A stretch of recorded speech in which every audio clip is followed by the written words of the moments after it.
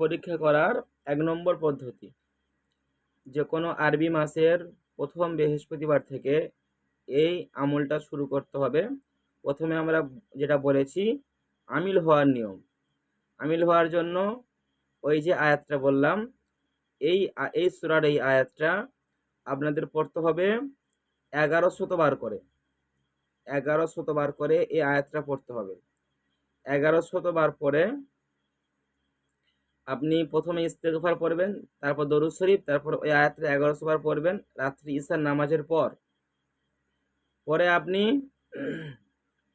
আমল শেষ করে দেবেন। এইভাবে একটানা ২১ দিন করবেন। আর যদি মনে করেন এই আয়াতের আমি সব আরও অনেক রোগ নির্ণয়, অনেক হাজিরাতের আমিল হব, তাহলে আপনি এটা বারবার না করে একেবারে ৪১ দিন করে নিলে সব দিক থেকে তাহলে ফায়দাজনক হবে। এটা দিয়ে আলহামদুলিল্লাহ একটা অলৌকিক রোগ নির্ণয় করা যায়, যেটা দিয়ে যেসব মানুষরা বিশ্বাস করে না সেসব মানুষদের অনেক উপকার হবে ইনশাআল্লাহ। লিখে ফেলুন সবাই। আচ্ছা, সকলের লেখা হয়ে গিয়েছে? তাহলে আমরা যখন এই সিস্টেমে আমল করব, তাহলে আমরা এই আয়াতের আমরা আমিল হয়ে গেলাম। বুঝতে পেরেছি? আমরা তখন এই আয়াতের আমিল হয়ে গেলাম এবং ওই আয়াতের যতগুলো মুআক্কিল আছে তারা আপনার হুকুম ইনশাআল্লাহ শুনবে। ঠিক আছে? আপনার কথা শুনবে, তারা আপনার তাবে ইনশাআল্লাহ হয়ে যাবে। তারপরে আপনি যে কাজটা করবেন, আপনি রুগীকে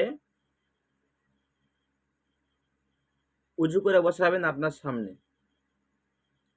ঠিক আছে? তারপরে আপনি ডিমের মধ্যে ওই আয়াতটা একবার লিখবেন। ডিমটা কিন্তু মুরগির ডিম নিলে ভালো হবে। ঠিক আছে? মুরগির মুরগির ডিম নিয়ে ওই ডিমের মধ্যে মার্কার কালি কলম দিয়ে ওই আয়াতটা পরিপূর্ণভাবে লিখবেন। একবার লিখবেন। এখানে রোগীর নাম লেখার প্রয়োজন নেই, শুধু আয়াতটা লিখলেই হবে। ঠিক আছে হযরত? শুধু আয়াতটা লিখবেন ওই মুরগি ডিমের উপরে। লিখে রুগী তো আপনার সামনেই বসে আছে। ডিমটা আপনি আপনার ডান হাতের তালুতে এইভাবে নেবেন। ঠিক আছে হযরত? আপনার ডান হাতের তালুতে, আমি একটা লেবু নিয়ে দেখাচ্ছি। এই ডান হাতের তালুতে আপনি ডিমটা এইভাবে নেবেন। ঠিক আছে? এইভাবে নেবেন। যেমন ডিমটা যেমন দাঁড়িয়ে থাকলে যেমন হয় সেইভাবে নেবেন। ডিমটা দাঁড়াবে না, আপনার হাতে পড়ে যাবে, তাই না? ডিমটা আপনার হাতে পড়ে যাবে।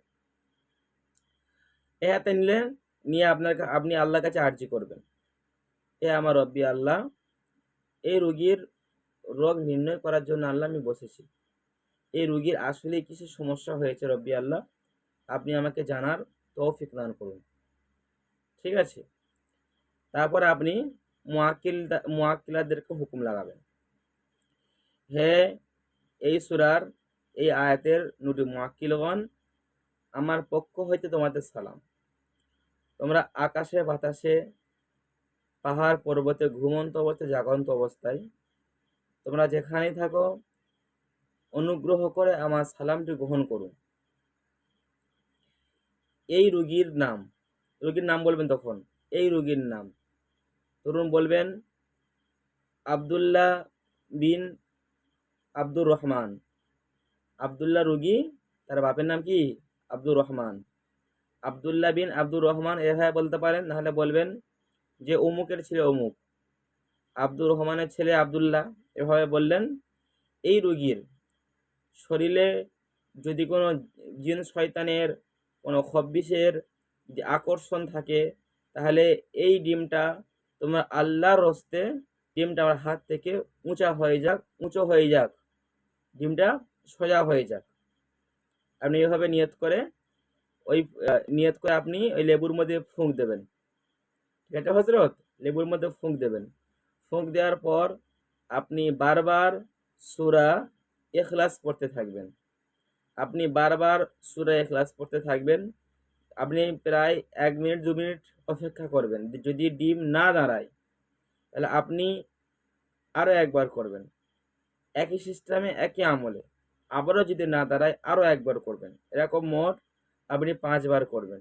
5 বারের পরও যদি ডিম দাঁড়িয়ে যায়, আপনি সম্পূর্ণ বুঝতে পারবেন কারোর হাতে ডিম তো এইভাবে দাঁড়াতে পারে না, ডিম দাঁড়ায় কি, কিন্তু ওই মুয়াক্কিলাতরা ওই ডিমটাকে এরকম এরকম এতটা প্রায় উঁচু করে দাঁড় করে দেবেন। আপনার হাত থেকে ডিমটা অনেকটা মানে উঁচু হয়ে থাকবে,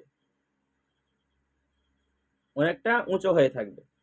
তো যখন দেখবেন যেটা হচ্ছে না, মানে ডিম উঁচু হচ্ছে না বা হালকা হালকা উঁচু হয়, এরকম রুহানিয়াতের সমস্যার কারণে এগুলো হয়, তখন আপনি কি করবেন জানেন? ওই